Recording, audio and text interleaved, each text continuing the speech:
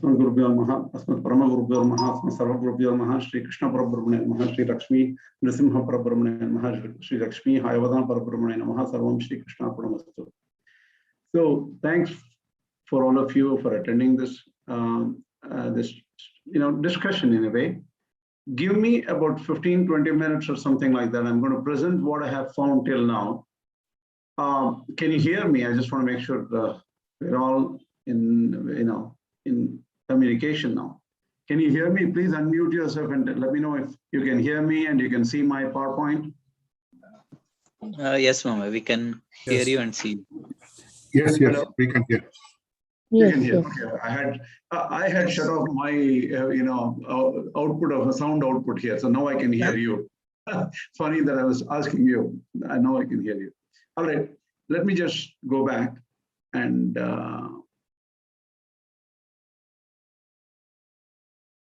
okay. Let me present for about 20 minutes what I have found. Then we can go to our discussions. So what we have here is the status of the Vedanta studies. Okay. Purposefully, what I have done, I will share this PowerPoint with you. You can give me suggestions. I didn't share it early because I wanted to present first and then share. See, right from the beginning, we knew that we don't want to boil the ocean and start a huge school. Our purpose, of course, we can come up with wonderful plans saying that, okay, I want to bring back the times of Sri Ramanuja.org, where he had 74 Simhasanadipatis and 100 students per Simhasanadipati. We cannot do that. Let us come to just a specific project which is doable, small, and we can all get it implemented soon. Okay.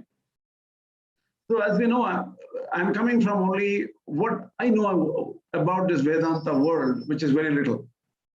I came in touch with Sri K.S.V. Swami, and after his generation, there are only few students who learned under him, right? Who knows how to teach Sarvankasha. And we'll come to why we are choosing Sarvankasha here in a minute. So the goal of this, project we are taking, a small Pathashala we want to open, is very simple. It's just to create people who know Sarvankasha very well. So a lofty goal would be to create 50 scholars who can confidently teach Sarvankasha to anyone within a time period of 5 years. Suppose we start now, we may need about 5 years to create these students. This is also a very big goal, but let's come to reality in a minute. Why Sarvankasha? Okay, Sarvankasha is an explanation of Tattva Mukta Kalapa, but the TMK is used only as a skeleton. Sarvankasha uses it as just a table of contents to go and expand any system of thought within the Vaidika or even Avaidika like Jain, Buddhism, Nyaya, Sankhya. All the related darshana schools are explained in this particular work.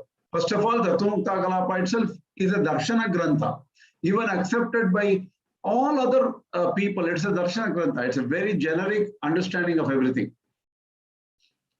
So the idea is how to understand Vaidika Sampradaya coming from the rishis. So this TMK is just a way to do it. And it's not about, see, Sri K.S.V. has very clearly said in his Tattva Mukta Kalapa, even to break up Vedanta into matas like Advaita, Advaita, Vishishtadvaita is an immature view. It's only a partial view, Ekadesha view. We have to look at Vedanta as a message of the rishis in totality. That's his view. So we should have this idea. He actually, I should say, pioneered this idea that we should be able to challenge our own views completely. And if you look at Satya Siddhi, his work, you will know how he challenges all these views and in fact comes with a unified view, in fact. So the Sarvankasha is a new approach to study Vedanta Darshana. That is why we are choosing Sarvankasha. So it is not a personality culture we are trying to establish. Oh, we'll just follow K.S.V. Swami. That's it, right? No, not like that. It's about Satyanveshana, a method introduced in Sarvankasha to seek the truth. And Satyasiddhi goes into much more details. A friend of mine, Sri Shashi Swami, he may be even watching this. He gave this idea, look, laws of relativity is independent of Einstein. Einstein, whether he is there or not, laws of relativity would work. This is truth of life. This is reality. However, the credit goes to him because he found it. Relativity is a true discovery. It is in this sense we are talking about the work called Sarvankasha. It is a discovery of a new way of approach. Some key concepts given in Sarvankasha are original and they are not presented anywhere else. A very new way of thinking and also original ideas are there. In this sense, today we can almost be sure no Pathashala in India is using this kind of methodology. You can try to find out, I'm sure of it. Prove me wrong, I would be happy. I did a small check on the status of Vedanta schools today, okay? This is a work in progress. I'm willing to learn from you if I'm totally wrong. I have talked to Alvar Swami and several of his friends, B.V. Ramapriyan Swami, Raghunatha even to an extent, Sridhar Ramanujam Swami, to Shogatur Swami, I should say respectfully, Sri Shogatur Swami, APN Swami, to some extent, not in detail. Several people I've talked to, okay? The bottom line, I think, is the general status of Vedanta studies is really bad. Don't believe if somebody gives you an idea, wow, this school is great. Don't do that. What you do is go in an organized way, question them, go dig deeper. What is it? How many students came out of the school? What is their knowledge base? At what level did they graduate? Do you have their copies of their thesis, master's thesis or bachelor's thesis or PhD thesis? And if a knowledgeable person interviews them, they're not really ready. This includes every school, pretty much every school. And don't talk to me about the Vidvatsadas because I've heard Vidwans themselves say that they are not at a standard today. So students who study Vedanta, instead of completing their Vedanta thesis, they're changing their thesis into Vyakarana or Tarka so that they can get a job somewhere because there are more jobs in Vyakarana or Tarka. And some people secretly want to become a computer scientist or chartered accountant or something. I heard from a very, very knowledgeable person in our Sampradaya. He said somebody did a thesis on Shatadushini of Vedanta Deshika. The entire country hated him. The institution hated him. They never let him really do anything out of it. They never gave him a job, nor they gave him such a bad name that he would never find a job anywhere in India. And he ended up being a chartered accountant and also a 45-year-old bachelor because nobody would marry him. Think about this. This is the situation of Vedanta studies in India. It's really horrible. And as a community, every one of us are responsible for this. And people who go into Vedanta studies, they go there because they couldn't find anything else to do. That's not the way we should look at it. We want to see some very interested people. For example, if a Jew wants to study in Israel and go to Israel and study Tanaka, his entire program is funded by the community. We are not there yet. And another thing is this hatred of you're studying this subject, that subject, intersectarian battles that have to be stopped. If you go to a university and you study Newtonian physics and theory of relativity of Einstein, there's no big deal. I don't think you'll get scared. But if you study on one end only Advaita, Vishtadvaita or something, you're scared about your career. You have no future. That should not be the situation. plan going further, what we are doing is, we want to find some students from a good institution. We don't want to go and give them primary education or even basic education. We wanted already mature, knowledgeable students who have passed out of, say, any good school. Madhurantakam school, you pick up the best school, Tenali Pariksha as a graduate, it doesn't matter which school it is. The go-to-market strategy is 10 students, right? Get 10 students, get funding for them in terms of scholarship. Similar to the Tenali Pariksha strategy, I sent out a document on it, a news article. That's a good, very good article there. Prepare them in a finishing school and give them advanced training to deal with anything, learn and master Sarvankasha and Satyasiddhi. By the way, Sarvankasha is not something, even if you take it as a textbook for a PhD, you can do 50 PhDs with the ideas given in Sarvankasha easily. I've looked through some portions of it for the last 13 years. I'm not an expert at all. I don't know much of Sanskrit or Vedanta or Nyaya or Tarka or Vyakarana, anything like that. But I can see the value of it. We also need to teach these students English so that they can present it well to anyone out there. Because I've seen people who with very good knowledge on how they even know fluently how to speak and explain in Sanskrit. They're unable to explain it in a local language like English. Even if they know how to explain in Hindi or Tamil very well, that will help. But explaining in English would give them worldwide appeal. And they can become the teachers of tomorrow and also the teachers of the school we are going to start.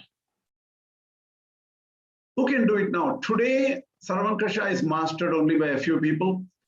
Sri Alvar is the leader among them right now. There's one person called Jagannatha who lived for 13 years with Sri K.S.V. Swamin, learned a lot, but when we try to reach Sri Jagannatha, he's sort of aloof and he is not getting into any kind of work like this. He's probably meditating somewhere in Nepal. People in general agree that Sri Alvar is capable of doing it, and he's the best among the students right now who can do this job. I think, if you look at a traditional view, if we can ideally have 5 students, 10 students to go sit in Mysore, give them some accommodation, some simple basic life, and some scholarship. If they learn under Sri Alvar for a few years, that would be a great thing to do. Should it be online or should it be traditional Gurukula? Ideally, at this level of high level of depth, online education will not work. It should be a traditional Gurukula for them, these 5-10 students. But if you look at,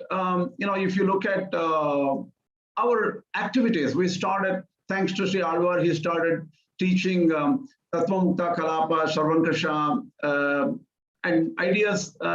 Recently, we started this class. This will continue, by the way. Sri Alvar will have a class coming Tuesday. So in Sanskrit, that is Tuesday class will be in Sanskrit, I think. But I will announce it tomorrow or something after confirming with Sri Alvar. So this will still continue. And our study group in TMK study group, where we are studying, we are reading line by line Sarvankasha, we will continue with this. But the traditional Gurukula system, which we are talking about, that is the main subject of this talk today, or this discussion today, that should continue. We should have a few students who can do it. In fact, I remember going to Sri K.S.V.'s home. In a small room, 15-20 students were staying there, here and there, sleeping there with little bit, with scarcity of water supply and so many basic needs. With all these, they studied, they were there for 5 years, 10 years, 13 years, some of them, and really got value. So we are not talking about millions of dollars of investment at this point. We want to start a pilot project which is real, small.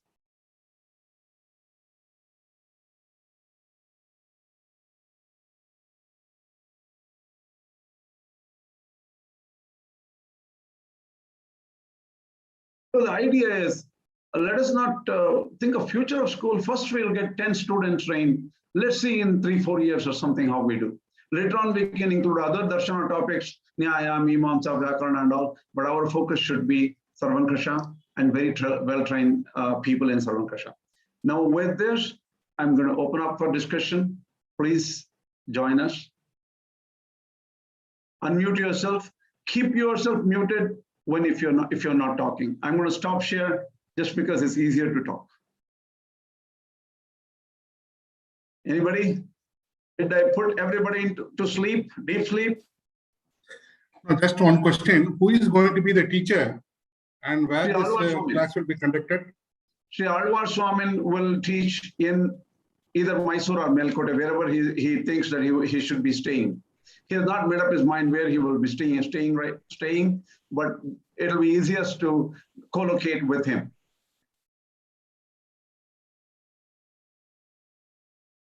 So only thing is then we have to create other infrastructure like housing and the boarding. We can do a simple, if Sri Kesri has done it with one extra room right in his home, they just gave an extra room or something. That's about it.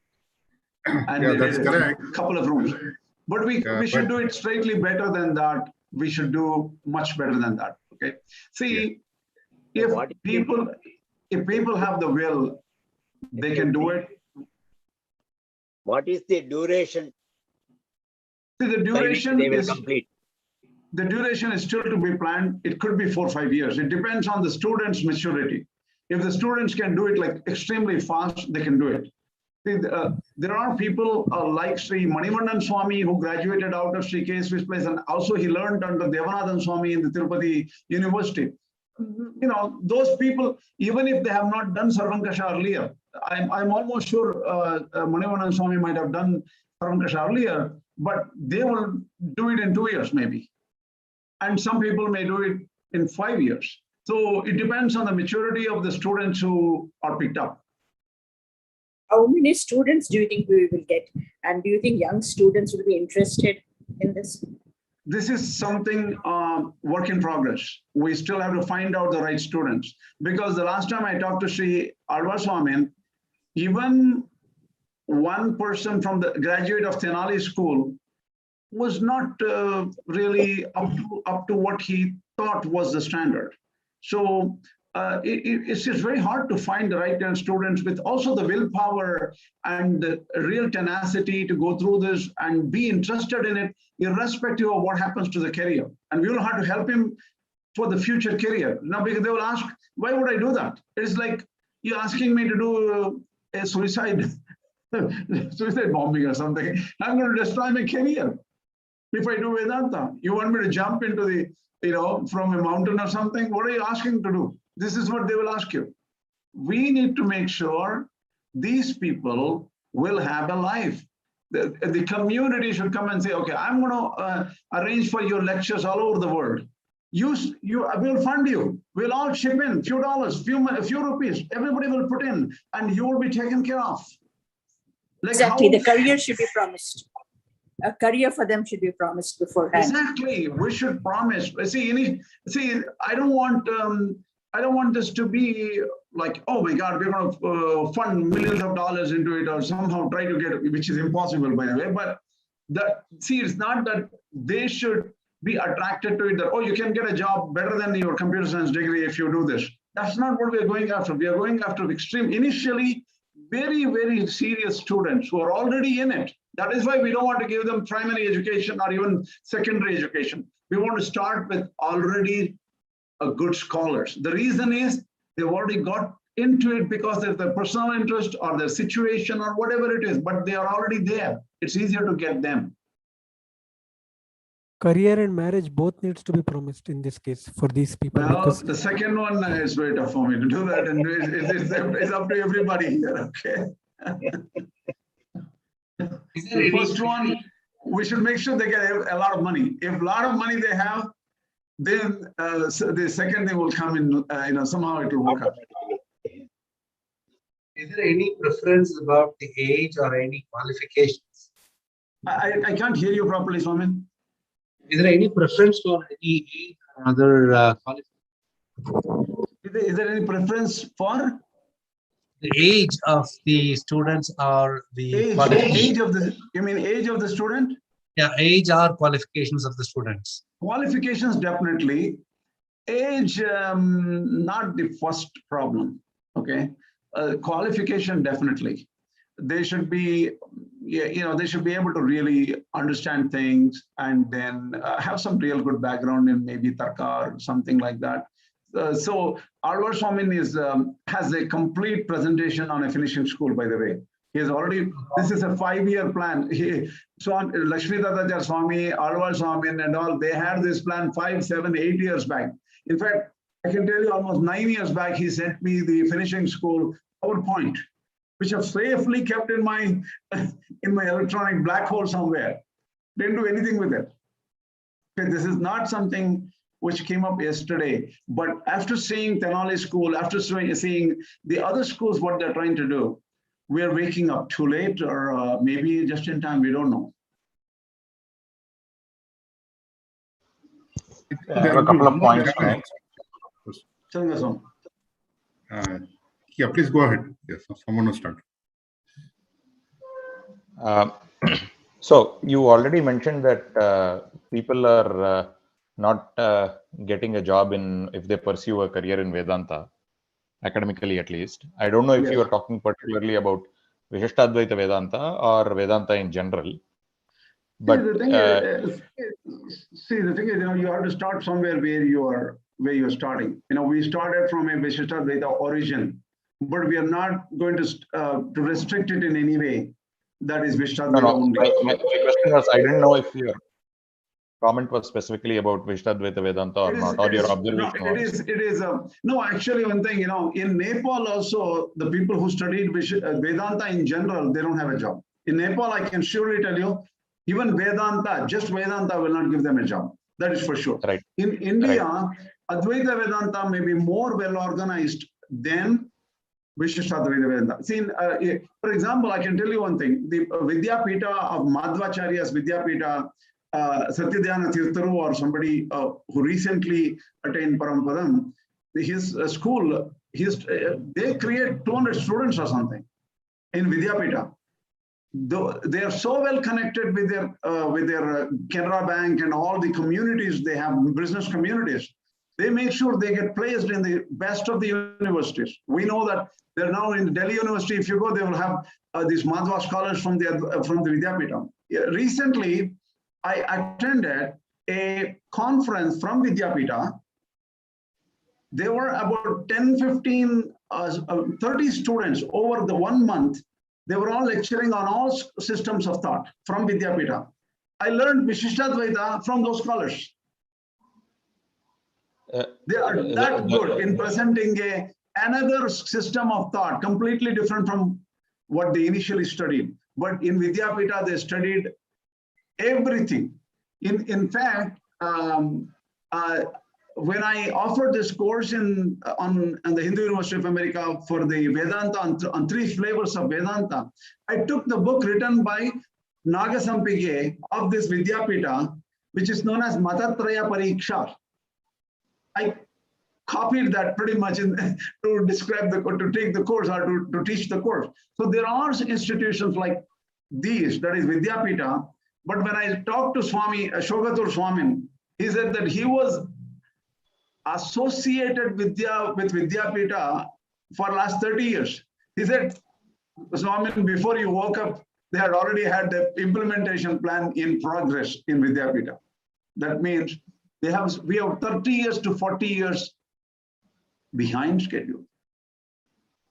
They have done so much work. Without getting digressed, the point I wanted to make is that even established darsanas, like Vedanta or sub areas of Vedanta, which are well known for a long time and which have, there are definitely quite a few academic places where they have some sponsors, and also in places like Tenali.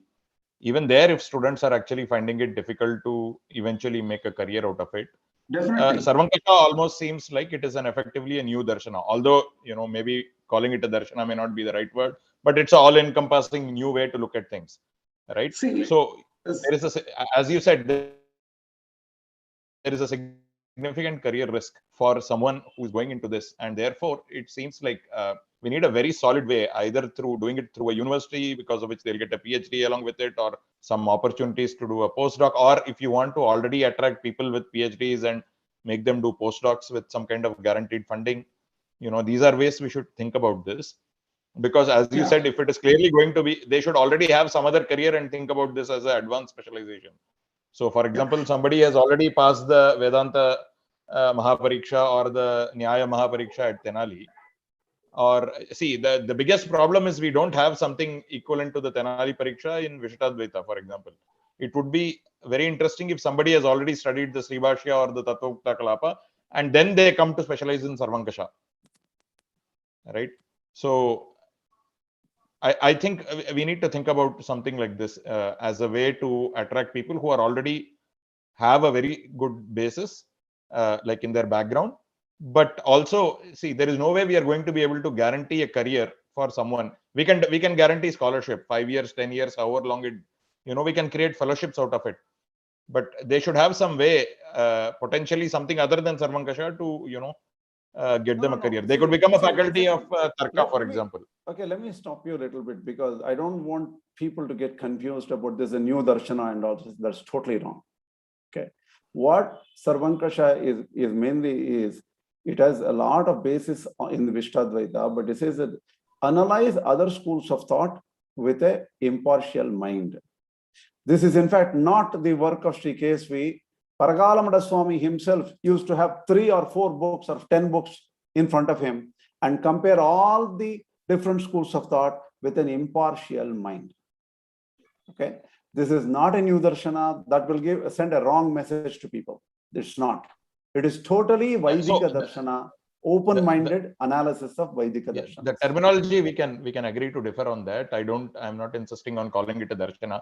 Nevertheless, I mean, if people are struggling to look at one point of view and make a career out of it, sticking to just one point of view, now you're asking them to take multiple things together and have a overarching objective. Like Sarvankasha is not very well accepted even in the Vishishtadvaita community. So we are asking a huge thing of people, and all I am saying is that it would be good if they already have something which can support them as a career, and let them specialize this, and we will fund them to do purely research on this. You don't think what it is whether Sarvankasha is fully not accepted, whether they have gone through Sarvankasha every line of it and not haven't accepted it, is a separate issue. Okay. Agreed. So the thing is, if they haven't even looked at the book, just because they looked at the cover and made created decided the fate of the book, that is I will leave it to them. Okay. Excuse me for a minute. Excuse me for interruption. See, I've been there in all Kalakshepams for the past 12 years, but never heard a grantham like Sarvankasha by any of the people who taught me. They have never mentioned about this. So I don't think that it is the absence of, they are not knowing that there is a grantham available like this. It is not propagated, or it is not I won't say it is not accepted, because many Kalakshepa acharyas, they quote many things from many granthas, irrespective of the siddhantas. But Sarvankasha is not mentioned at all. It's not mentioned at all. In my experience, I am now 75. I started around 62 studying. When I was 62, I started studying all the Vedanta. I have undergone all the Sadhushtaya Kalakshepa. Unfortunately, some of them have not been completed because of the sudden demise of my Acharyan. So it is not known in Tamil Nadu. I don't know whether it is known to other people, other areas, Andhra or Karnataka, Vaishnava. No, Even Swami, among Vaishnavas. you are perfectly right, Swami. You are perfectly right. First of all, the people who funded the publication of the Sarvankasha was from Swaminarayan Samstha.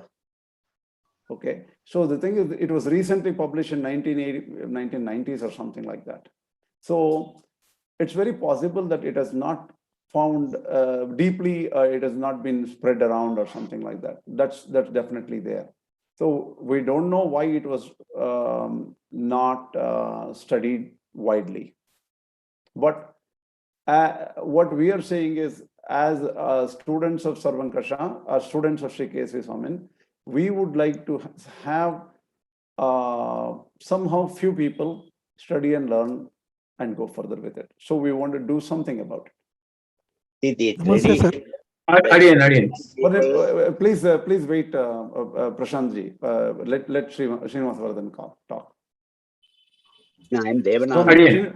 Srinivasa Vardhan Swami, please go ahead. Again, Devananda Swami, if he wants to finish, let him finish. After that, I will talk. Okay. I think he was. I was saying, hey, but I think he was still talking something. Yeah, let him finish. Okay, Swami. See, the traditional acharyas who teach us Vedanta, they all quote from, they supplement the Tattva-mukta Kalabam with the Sarvartha Siddhi.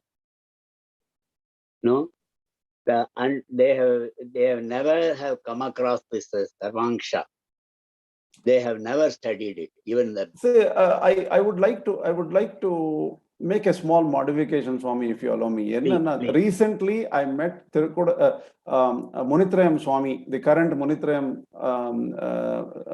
Swami, Varaha Mahadeshikan Swami, directly face to face within last 2-3 months, by the way, 4 months maybe max. I sat down with Swamiji for 2 hours, and I wanted to introduce to Swamiji about who KSV was, because KSV was unknown. So I asked one question. Before that, I have to tell, Swamiji is actually publishing a Sri Bhashya book from no other than N.S. Ramanuja.org Swami, who is very, very famous, Cavalier, that French Institute, Pondicherry, and French government has recognized him. He's a very great scholar, Chatushastra Pandita. He has written a book on, and which is being published by the Munitrayam Swami now. In that, everywhere, the almost in many pages, Gaudartha Sangraham is referred to. By the way, Gaudartha Sangraham is nothing other than the notes of Sri KSV, which was converted into a textbook. So KSV Swamin was known very little. Not many people know him, but some of the really senior scholars like N.S. Ramanuja.org Swamin used to have a direct connect with him, and they have mentioned about Sarvankasha in many places. But for some reason, it was not widely studied. But many people did know about it.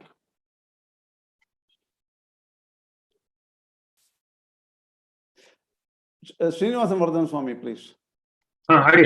So I don't want us to get distracted about Sarvankasha, whether it is separate or tied with Vishtadvaita or not. But I think the fundamental thing that you are trying to do right here basically is to have Alvar Swami teach Tattva-mukta Kalapa, and as he is teaching, right, he is obviously going to follow whatever KSV Swami has taught him, right? So that Paddhati will be there, those ideas will be there. And you cannot read, one cannot undergo Tattva-mukta Kalapa without Sarvartha Siddhi anyway. So it is going to be Tattva-mukta Kalapa plus Sarvartha Siddhi plus Sarvankasha, right? So it is not as if that is Sarvankasha is being what do they call, push down somebody's throat here, right? I mean, I don't think that is what you are trying to do, right? But what I want to build on what I think probably Vijayaraghavan Swami said, right? I think that instead of thinking of this as a career option, right, where we provide people for set up people for their career and so on, one other possible way to think about this is a postdoc fellowship, right, or a fellowship. So this is a fellowship, right? Let's say for 5 years. I don't know how many years, like 2 years, 3 years, 5 years, whatever it is. So the moment it's a fellowship, right, there are enough people who have finished, masters or PhD, and will have the qualifications. And what we are guaranteeing in this case will be like a 3 year or a 5 year full funding, right? And it can be, good enough funding, right? It can be not just subsistence, but it can be good enough funding, right? That they can maintain. If somebody is married, young person married, they can manage a family also, something like that. Let's assume that, right? And then if that fellowship, right, potentially they could be tied up with Mysore University or ACS, or we don't know. But even without that, right, that fellow, I mean, if we can think of this as a fellowship opportunity that we offer for qualified students, right, that may be a way to tie this to, credentialing, right, and that may actually help people advance their career also. That's what I believe. That is number one. Definitely. And the second thing is that as Arva Swami teaches, right, and I'm sure there will be more people also who we will involve in this, right. I mean, it's not going to be only Arva Swami who teaches fully, right. I mean, I'm sure there will be, B.V. Ramakrishna Swami may teach, or who may bring, Raghunath Swami, or we can even request, K. Raghunath Swami, I mean, for special topics to come in. So it need not be like okay, this is uniquely, it's like just one person teaching. We can also expand this, right, to have other stalwarts of the Sampradaya also contributing towards the fellowship of these people, maybe a Pariksha board or something like that, or maybe advisory committee, something like that also we can do, I think. And if we, this is my idea, right? I mean, building upon what Vijayaraman Swami said, I think that may be easier way to go rather than trying to make this a Padashala or a career option in some sense, right? Because that will also, lots of questions will be there, right? If Definitely. See, the thing is, go-to-market strategy is very important, and we need to start small. And to start small, fellowship is a very nice first step. Yeah. Yeah, and the one thing that I would also say is that, I mean, we should probably not, I mean, Sarvankasha versus, not Sarvankasha, let's not bother about that, right? I mean, I think that it is basically that, it is Satvamukta Kalapa, with Sarvata Siddhi, you put it that way, right? And then Sarvankasha, whatever teachings the case we can give will come automatically. See, the thing is, we got to understand the slight idea behind it, okay, slight history behind it, right? When was Sarvartha Siddhi written? What year was it written? Yes, I agree. 700 years back, or something like that. Yes. Okay. After Sarvartha Siddhi, do you think the other schools of thought like Advaita, Dvaita, and other things, they were sleeping for so many years? They were actually writing anti-views and so many other granthas, including the Shrikanta Bhashya and other things, Appaya Dikshita's writings, and so many other writings were there. And don't talk about so many other people who have condemned and things like that. So all these views were considered by Sri Parakalamana Swami at that time. And that is why he had to write Gudartha Sangraham to start, saying that we have to update our philosophy. We don't want to keep it, completely frozen in time 700 years back. We have to update and say, these are the problems they have suggested, and we have to answer this in this way. And using all that information, using also Sarvartha Siddhi was obviously studied by Sri Kesvi Swami, and he used all the information in the Gudartha Sangram and other views, and then he summarized in the Sarvankasha. So there's nothing, out of Siddhantam or anything like that. It is all very much in line to our Siddhantam. Yeah. Many parts of Sarvankasha also read like Sarva, somebody is of Sarvartha Siddhi. So, I mean, that's why I think that we should probably, right, in some sense, right, what you are thinking about in this case seems to be like a, finishing school or a postdoc fellowship, something like that. In Vedanta, we using Tattvamukta Kalapa as the guide, right? Tattvamukta Kalapa and Sarvartha Siddhi plus Sarvankasha, all the thoughts as guides, right? So what it is basically is a finishing school. Yeah. Exactly. Well put. Correct. Yeah. Prashant ji, what's up? Tell me. Hello. Thank you. So I had a little bit of opinion from my end. If I can, I'm sorry that there are knowledgeable people over here, and I may not be the right person to express my views, but still I had some views which I would like to express now. Okay. So one of the opinion rests on the fact that I would like to say that Sri Kesvi Swamin and his Sarvankasha, in the last few months, I had discussions with many Advaitins from Uttar Kannada, the coastal belt of Karnataka. And I observed that many of them are aware of Sri Kesvi Swamin as well as his book, that is Sarvankasha. Maybe it is probable that Sri Swarnavalli Swamiji may have had some maybe he has propagated it to some extent. That could be possible. But many of them know that, and many of them respect it to be one of the best books on not Vishisht Advaita or Advaita or Dvaita. They regard it as one of the primal books to read for the whole of Vedantic philosophy in India. They say that it's one of the few books that gives a complete view of all the three schools of Vedanta, as well as other schools, other non-Vedika schools as well. And the other opinion which I had is, considering that many people don't know Sarvankasha, so whatever is coming up now, that means that Sarvankasha needs to be studied. This is the right time that Sarvankasha needs to be studied by very seriously and as much as possible, both traditionally as well as the way we do it now. So traditional is one thing where we need to generate. That's not easy. We need to give scholarships, which can be done, but generating jobs may be difficult. Yes, I agree on that, but that has to be done. Along with it, we need to also continuously go this non-traditional way as well, because there are many people like me who who have not studied Vedanta in a traditional way. I will say that I don't know much in that, but we still need to. We have a at least I would say I am very much hungry to study Vedanta as much as possible from the time which I get. And I know that there are many others who would like to do this. Actually, I would like to thank Sri Vishwanath Sharma sir to have introduced me to Sri Krishna Kashyap sir. And from you, actually, I have been introduced to many others now. And I see that learning Sri Bhashya, learning Sarvankasha, learning Tattvamukta Kalapa, and as well as all other good works, it is very much required now, because these works are on the verge of disappearing, if at all, because I don't know whether there would be many scholars after a century or so. So this is I would say this is the most opportune time to have to generate people who we, at least we agree with you. We agree with you 100%. 100%. Yeah. We agree with you. Definitely, Prashanthi. Yeah. So what we should do is we should leave time for people who want to talk. There are like 43 people or no 42 people with us now. So why don't we, because we have only 15 minutes, and 15 minutes means, we need some, this is a good start for 1 hour, because they have other meetings to go. That's why. I am available for more time, but there may be other, lectures later at 9 o'clock. That's why we need to see any other, questions, concerns, any other views, please.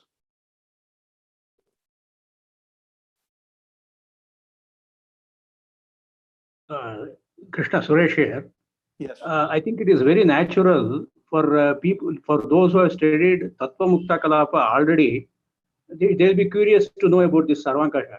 So I think it is first better to see to it that I think there'll be a lot of people who will be aware at the scholarly level, they will be aware of Tattvamukta Kalapa.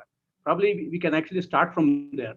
No, I don't agree with you. The reason is, if you look at students, many people would not have studied Tattvamukta Kalapa. Even suppose I take a PhD student, right, from a Karnataka university or any university, a PhD student in Vedanta. They might not have studied Sri Bhashya completely, not even Shankar Bhashya completely.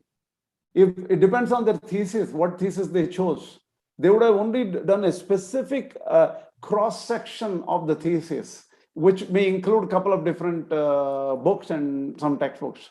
I've already talked to people who did a PhD recently, I've talked to them. They have not completely covered all those things. The Sri Bhashya itself is a beyond PhD level work. That means, after the whole PhD, they have to spend 5-10 years to understand Sri Bhashyam, Kalakshepam, and all details and stuff like that. So knowing Tattvamukta Kalapa right out of school is a very rare possibility.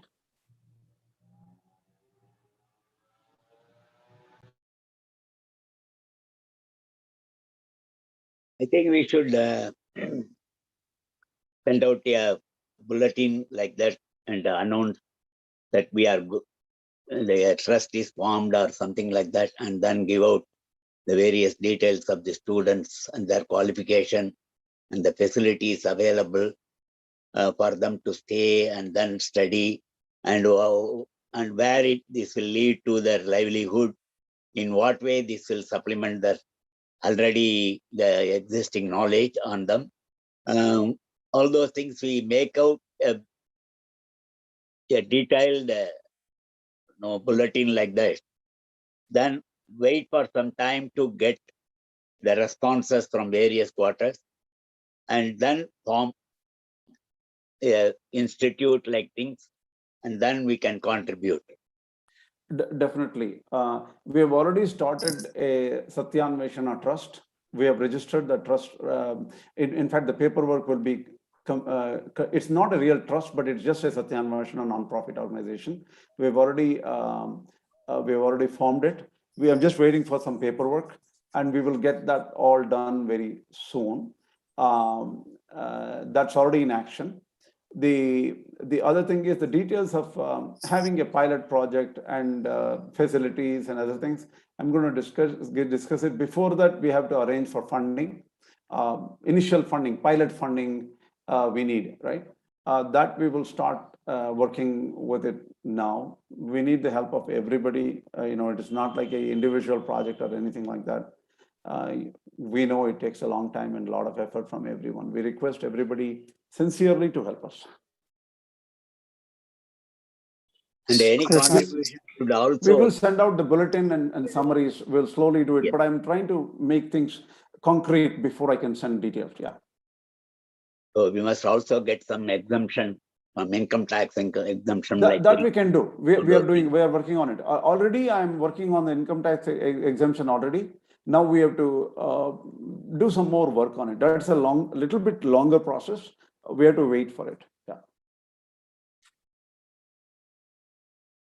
We can do it in 2 months. By the way, the income tax exemption one part, we can do it in 2 months. I've already filed all the papers and sent the money for it. Everything I've done. Okay, fine. Krishna? Yes. Srinivasan here. Okay. What is interesting is to know that you already registered a NGO to take this project as a pilot one, and then bring in an organizational point of getting into Vedanta in a big way. The creation of that sort of institute is a must for us to propagate the whole thing and then bring in more students to get into interest in that. So that is the best way to start, and how we can take this as an institute or as an organization forward is a blueprint. Has probably the only person you can do it is you. So if you can throw us the sort of a pathway to get into this is to be a milestone for this project of this. But that's how just now I said that pilot project to be taken, and then sponsors from various places, and then who can definitely do something, and then create a, because ultimately it all depends on how well they can study these things, and how well we can recognize those teachers who can stay there in-house and teach them. All these are going to be very important. So now that you have made an initial step for this, I think this is the only way we can go. It is we have to build by brick, and that pathway is what you have now showing. Probably you have a blueprint, get there, and then we also contribute to that point, and then with the timelines, and then how we can fund it through our own efforts is one thing which you can think of. So I will definitely be able to look at that sort of a thing. God forbid, and then Narayana will be with us to see that this will be through this with our own efforts, because we have to start somewhere. I think you have initiated this. I think so far this is not there. Now that the awareness is coming in, more and more people should come in to say, yes, I want to study, I want to learn, I want to understand. So that then only we will be able to get. The more people get into it and know about what is this we are actually looking at, and what is that we are going to tell them, and how they can get enlightenment on this subject is very, very important. So I got woken up only at the age of 73, now 74 I am running. I woke up only now. So there are many people who are yet to be arise. So that's what I think. Incidentally, I came into your fold. I am able to get things. I came into Alvar's fold. I am able to listen to him. So therefore, this is a time in which you will bring in more such awareness. Make awareness of your own first project which you have done. Register the unit which you have done. Make it available for them. The very purpose of it, the very importance of it, then probably we'll propagate that into an organization. Yes, yes. Great efforts. I think thank you very much. I think with all your work and stuff around now, even with retired time like that, we are not able to spend that quality time of listening patiently. 2 hours in a day, Alakshepam is being difficult. So before we reach that time when we start getting into a state of dementia or anything, all these things should be done. So therefore, I think you have started it now. Hold on to it. The foundation is strongly put now. Let us build on it. Build on it. Definitely, Swami. Definitely. Hari Om. Thank you. Hari Om. Hari Om. Any other question, comments from anyone else? Namaskaram, Swami. Can I speak a few words? Please say your name, Swami. D.V. Prasad. D.V. Prasad. Oh, now I see you. Okay. Shalom. Hello to everyone. In fact, when this idea was mooted by you in the Telegram group, I wrote about Velukudi Ranganathan Swami's classes on Nyaya and Mimamsa, and I feel that is the most ideal method of propagating Sarvangasha. So one of the speakers suggested make it a postdoctoral fellowship. I don't think there will be many takers. How many doctorates in philosophy are there who are interested in doing all these things? So if we want to preserve and propagate Kothimangalam Swami's legacy, I think the method adopted by Velukudi family to propagate Velukudi Varadachari's legacy is the most ideal one. I think we can very easily do it also. So we should definitely learn Swami. We should learn from, because one thing is Velukudi Swami has done a very successful campaign of so many things and brought so much he has made everything world famous now, right? So that's a really pioneering effort. So let me list the steps we have to. Let me list the steps we have to do in this regard. The first and foremost is to prepare a curriculum. That is, you have to prepare a curriculum of. Don't make Sarvankasha as a sole subject. You make it Tattvamukta Kalabam read with Sarvankasha, and make a syllabus for about 50 lectures.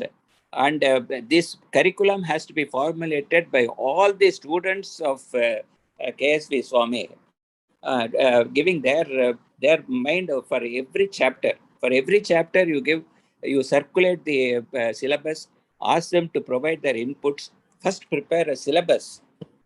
Second, prepare PowerPoint slides, then booklets, PDF booklets for study material.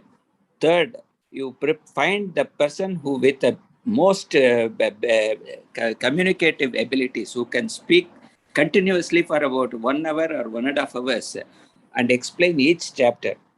And the website will, it will be a monologue, and the website will have a question and answer portion where people can type their questions, which will be in turn be answered by the students of KSV Swamin. So that way, if we formulate a curriculum for about 50 hours of lectures, that will be the most ideal. And to propagate that course, we have to have an inaugural ceremony where we have to invite people who have known KSV Swami, who are very respected and have a wide audience, like Velukudi Swami himself can come, then Kanyampakam Devanadachar. So people of eminence have to come and give the initial start of the course and have periodic interaction with people of eminence. So after 10 classes, you have a question and answers, you have a test, and where people, whoever is attending can attempt what they learned in the 10 courses. And the video will be available throughout. Nothing will go out, but have a subscription also. People with very small subscription. People who pay subscription will really be persevere with the whole course. So I would urge you to take a look at the Nyaya Shastra course. It is available in velukudi.tv website. You can go and see how well it is organized. So Definitely, if we Swami. do that, We I think will- within 1 year we can, the preparation of the curriculum will take at least 6 months. There has to be intensive interaction by all the students of KSV Swamin, giving their output. What they have learned from KSV Swamin has to be incorporated in the curriculum. So if we go in a methodical way, there is no need for any outside help. We need to have some small corpus, some technical abilities, and a very good person who can deliver the lectures very, very correctly in a very appropriate manner. I think that way, a course on Tattva Mukta Kalapam read with Sarvankasha will make wonders. Definitely, Swami. We will take all the help, all the people who have done pioneering work. They know the reality. They know how people react and how we how do we go to the next steps. We'll do that. In fact, a brainstorming session by the students of KSV will achieve that kind of a focus. No, we tried to do that last time. We had a brainstorming session with about like 10 people, 10 people who attended. See, unfortunate thing is they're all stuck in their own lives and situations. They first of all was funded with no money almost. Like, they had a small survival money when they started studying. And when they have some jobs in some universities or something, they're not really well equipped to, they will follow the lead, but they may not be able to start something really seriously. Except Sri Alvar Swamin, Ramapriyan Swamin, and Ranganatharya Swamin, 3 main people, we didn't find other people who are really, they're very good. They know the subject and they can do very well, but it's hard for them to start some project for different reasons. I am suggesting that Mr. Sriman K. Devanatha now is the Vice Chancellor of Karnataka Sanskrit University. He's an academician and also a scholar in Siddhanta. And he can be of maximum help to formalize all these things. I will talk to Devanathan Swami soon. I had met Swami Kanyambagam Swami recently in his university in Karnataka. Luckily, he's only 15 minutes away by auto rickshaw for me. So I can go meet Swami anytime. He's a very busy person because he could not give me more than 10 minutes of his time, but we'll sit down and talk. He is definitely our next meeting. You have to catch hold of him and then make him to speak to us. Definitely. We will do. In fact, Kanyambakam Swami was invited in the Shraddhanjali day. On the Shraddhanjali day, he was supposed to speak. He came temporarily for a few minutes. For some reason, his speech was cancelled because he probably was in between so many meetings. And other people spoke during that time.